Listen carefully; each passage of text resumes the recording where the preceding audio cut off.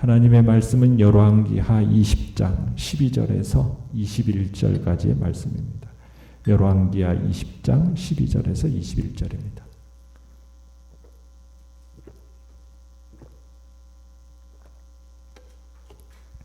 열왕기하 20장 12절부터 21절 우리 한 목소리로 같이 읽겠습니다.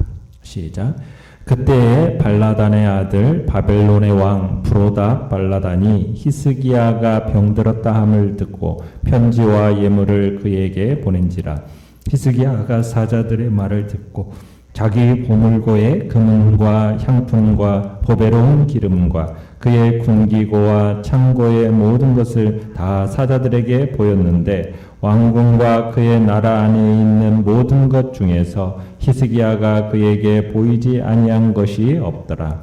선지자 이사야가 히스기야 왕에게 나와 그에게 이르되 이 사람들이 무슨 말을 하였으며 어디서부터 왕에게 왔나이까? 히스기야가 이르되 먼 지방 바벨론에서 왔나이다 하니 이사야가 이르되 그들이 왕궁에서 무엇을 보았나이까 하니 히스기야가 대답하되 내 궁에 있는 것을 그들이 다 보았나니 나의 창고에서 하나도 보이지 아니한 것이 없나이다 하더라.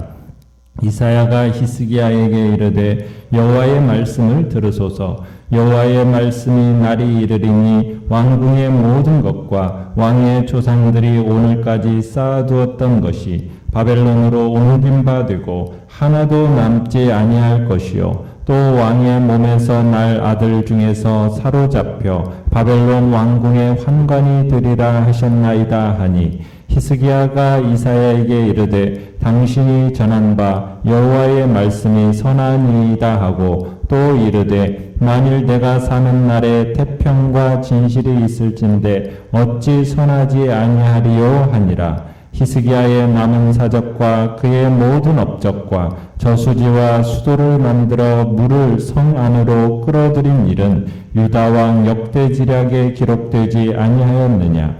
히스기야가 그의 조상들과 함께 자고 그의 아들 므낫세가 대신하여 왕이 되니라. 아멘. 오늘 말씀의 제목은 히스기야의 어리석음이라는 제목으로 말씀을 나눕니다. 히스기야가 죽음에 임박한 병을 앓다가 극적으로 회복이 되었습니다. 이 일을 바벨론 왕 브로닥 발라단이 듣게 되었고 이 일로 인하여서 축하 사절단을 히스기야에게 보내게 되죠. 왕의 글과 예물을 이제 든 축하객이 이제 찾아오게 된 겁니다. 브로닥 발라단 바벨론 왕이 왜 가나안의 작은 한 나라 유다에게까지 와서 그 왕의 예우를 갖추었을까? 참 이것은 신기한 일이 아닐 수가 없습니다. 그가 사절단을 파견한 목적이 뭐였을까? 그 목적은 다른 곳에 있었습니다. 왜냐하면 이 당시에 바벨론은 절박한 상황 가운데 놓여 있었어요. 아수르가 굉장한 세력으로 뻗어나가고 있었기 때문에 사네립에 의해서 이 바벨론이 사정없이 몰리고 있는 상황이었거든요. 그래서 유다와 바벨론은 이 아수르의 지배 아래에 있게 되었어요. 아수르의 제국의 동쪽에 위치한 바벨론 그리고 유다는 서쪽에 위치해 있어요. 그러니까 이 동쪽에 위치한 바벨론과 서쪽에 위치한 유다가 서로 우호적인 관계를 맺는다면은 서로 간에 아수르를 견제하기에 그만큼 수월해진다라고 느꼈기 때문에 그래서 이 바벨론이 지금은 아직 커다란 제국을 형성하지 못한 상태였기 때문에 지금 유다의 환심을 살 필요가 있었던 겁니다. 그래서 지금 브로닥 발라단이 사자를 보내서 히스기야를 축하하고 있는 겁니다. 자, 내용 관찰 문제 1번을 보시면 바벨론의 사자가 도착했을 때 히스기야는 어떻게 행동합니까? 참 남유다에 비해서 굉장히 큰 대국의 왕이 자신의 병환에 관심을 쏟아준다고 생각하니까 히스기야의 마음이 어떻겠어요? 감격했습니다. 그로 인해서 허세로 그 가슴이 부풀어 오르게 된 거예요. 그러면서 자신이 소유한 모든 것을 사절단에게 보여주게 됩니다. 얼마나 많이 보여주었습니까? 13절에 보면 얼마나 많이 보여줬는지 모든 것을 다 보여줬다. 그러면서 그에게 보이지 아니한 것이 없더라. 그러니까 왕궁과 그의 나라 안에 있는 모든 것 중에서 히스기야가 이 사절단들에게 보이지 아니한 것이 없었다. 이 말에는 히스기야의 교만함과 허세가 극치에 달았음을 지금 암시하고 있는 내용입니다.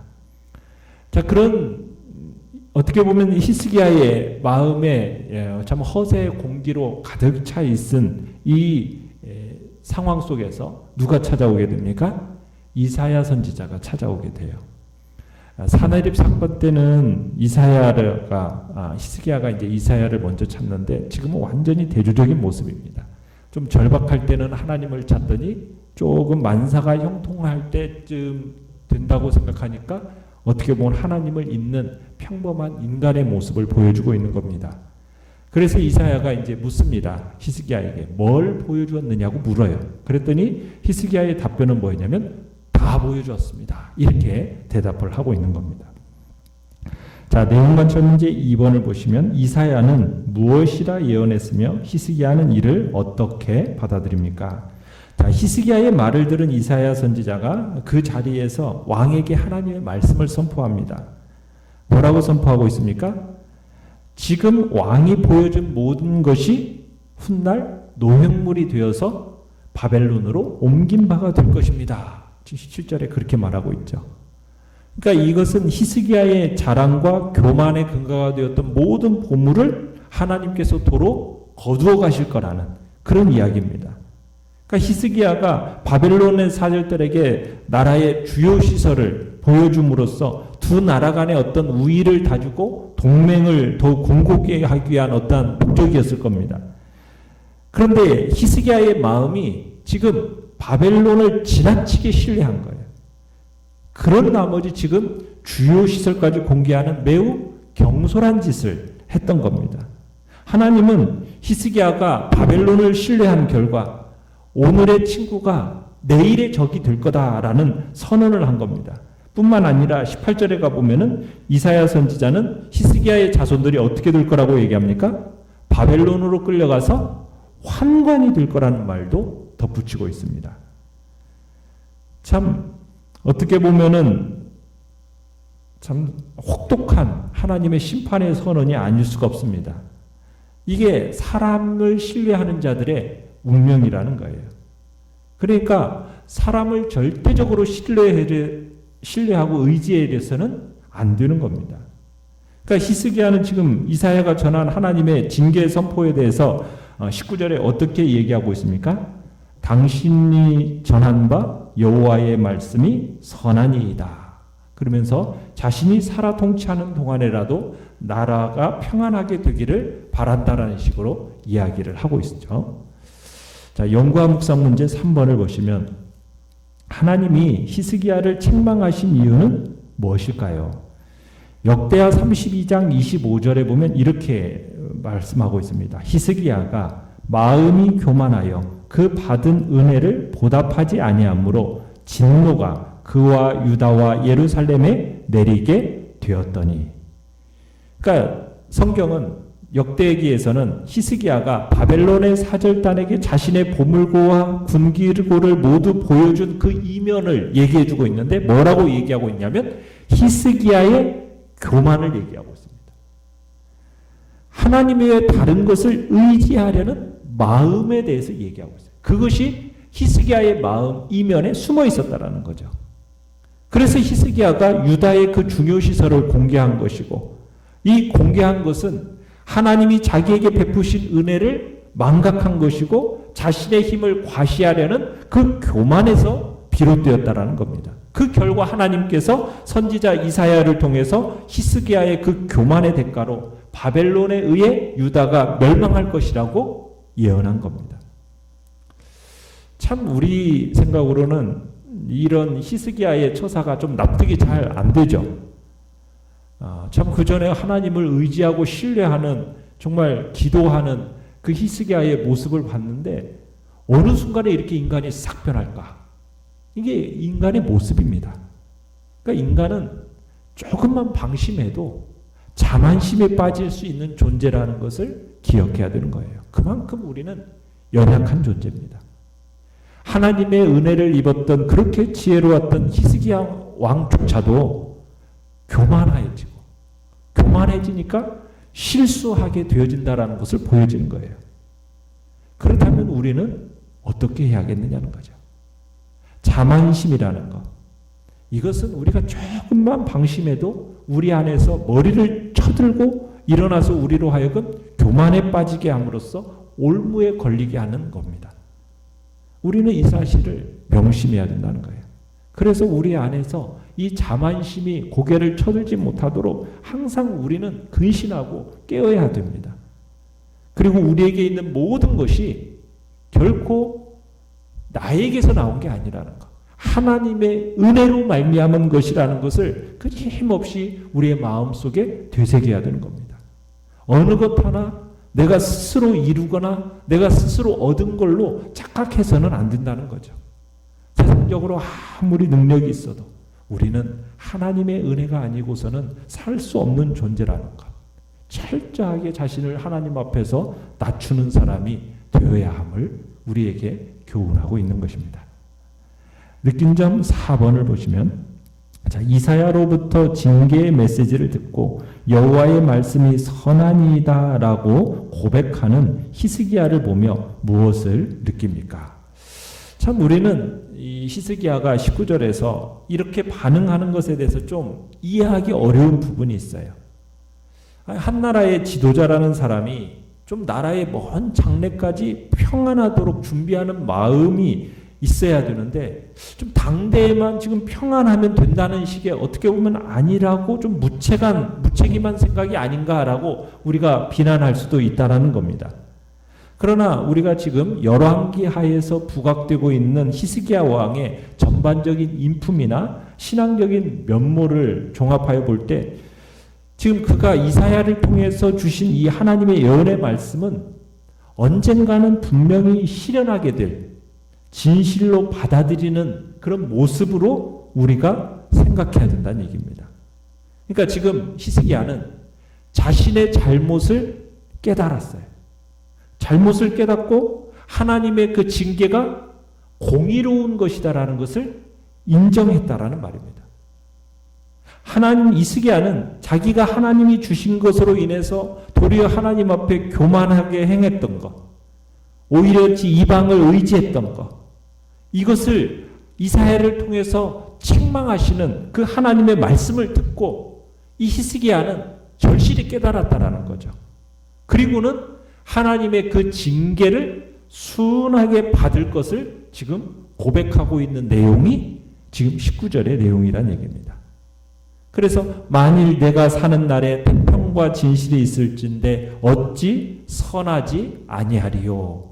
이런 히스기야 말은 자기 시대에 징계가 임하지 않기 때문에 하나님의 징계를 순하게 받겠다, 이런 의미의 말이 아니라 이 의미 속에는 하나님께서 자기 시대만이라도 평화를 주신다면 그것도 하나님의 선하신 은혜입니다, 이런 의미로 지금 얘기하고 있는 겁니다. 자기의 잘못으로 인해서 자기 시대에 하나님의 심판하셔도 할 말이 없는데 그 사실을 알았던 거예요. 하나님이 지금 내 잘못에 대해서 징계하시고 심판하셔도 할 말이 없는데 하나님이 자기 시대에 그 심판을 유보하셔서 평안케 하신다라는 것, 그것만으로도 하나님의 은혜요 자비이심을 깨닫고 하나님의 그 행사하심에 대해서 선하다고 고백하고 있는 것이 지금 히스기야의 고백이란 얘기입니다. 그러니까 여기서 우리는 하나님의 그 주권, 하나님의 주권을 철저하게 인정하는 히스기야의 진실한 신앙을 엿볼 수 있다는 얘기입니다. 그러니까 진실한 성도는 하나님의 징계에 대해서 순하게 받는 거예요. 그리고 하나님의 선하심을 인정하는 겁니다. 여러분, 우리가 히스기야의 입장이라면 어떻겠습니까? 하나님, 제가 이제까지 진실하게 행하다가 어쩌다가 한번 잘못을 범했는데 하나님 이렇게까지 하실 수 있어요? 우리가 그렇게 따지며 원망할 수도 있지 않겠습니까? 그러나 그건 진실한 성도의 태도가 아니라는 거예요. 우리의 잘못, 진실한 성도는 자기의 잘못을 인정하고 하나님이 그것에 대해서 어떻게 행하시든지 그것을 그대로 수용하는 사람이 진실한 성도란 얘기죠. 자기의 잘못을 인정하고 하나님이 그것에 대해서 징계하신다면 그 징계를 어떻게 하는 겁니까? 달게 받겠다라는 그런 하나님의 주권에 대해서 인정하는 그 태도가 진실한 성도의 모습이라는 겁니다. 성경에 나오는 진실한 성도들은 다 그렇게 행했어요. 모세도 그러했고 다윗도 그러했습니다. 모세도 단 한 번의 실수로 가나안에 들어가지 못하리라는 그런 선언을 들었었잖아요. 그때 모세가 어떻게 했습니까? 자기 공로를 내세우면서 하나님의 처사에 막 원망을 했나요? 그렇게 하지 않았죠. 모세는 어떻게 했어요? 하나님의 결정에 대해서 다시 한번 재고해 줄 것에 대해서 간구를 하긴 했죠. 그렇지만 원망하지는 않았어요. 하나님의 그 징계를 순하게 그대로 받았다는 얘기입니다. 하나님이 우리를 징계하실 때 우리의 자세가 그러해야 된다는 얘기예요. 오늘날 우리가 살아가는 이 시대 속에 코로나19로 인해서 우리가 대면해서 예배드리지 못하고 그 시기가 좀 길어지니까 성도들조차 어떤 마음을 품고 이야기를 합니까? 하나님에 대한 원망의 말들이 나와요. 그런데 그것은 올바른 태도가 아니라는 거예요. 우리는 이런 상황 속에서 하나님의 징계에 대해서 순하게 받아들이고 하나님 앞에 철저히 더 회개하는 모습으로 나아가면서 그분의 주권을 철저히 인정하는 자리에 서는 것이 그것이 진실한 성도의 모습이라는 것. 그것이 신앙의 진실한 것임을 우리에게 드러내고 계시는 것입니다. 오늘도 우리가 그러한 하나님의 주권 아래 철저하게 우리 자신들을 내어드리는 복된 자리에 있기를 바랍니다. 결단과 적용 5번을 보시면 하나님의 모든 말씀이 선하심을 인정하며 축복의 말씀이든 징계의 말씀이든 달게 받겠습니까? 문제만 해결되면 하나님을 잊고 살아가지 않습니까? 히스기야의 모습에 내 모습을 비추어 보며 회개할 부분이 무엇인지 생각해 봅시다. 오늘의 기도 같이 읽겠습니다. 시작. 문제가 해결된 뒤로 해이해진 신앙생활을 다잡게 하시고 복을 받을수록 더욱 고개 숙이게 하소서. 아멘. 말씀을 생각하면서 기도하시고요. 연약한 우리의 지체들을 위해서 기도해 주시며 이 시대 속에서 하나님의 긍휼하심과 자비하심, 주의 은총을 우리 가운데 보여달라고 다시 한번 주님 앞에 3번 부르짖며 나아가겠습니다.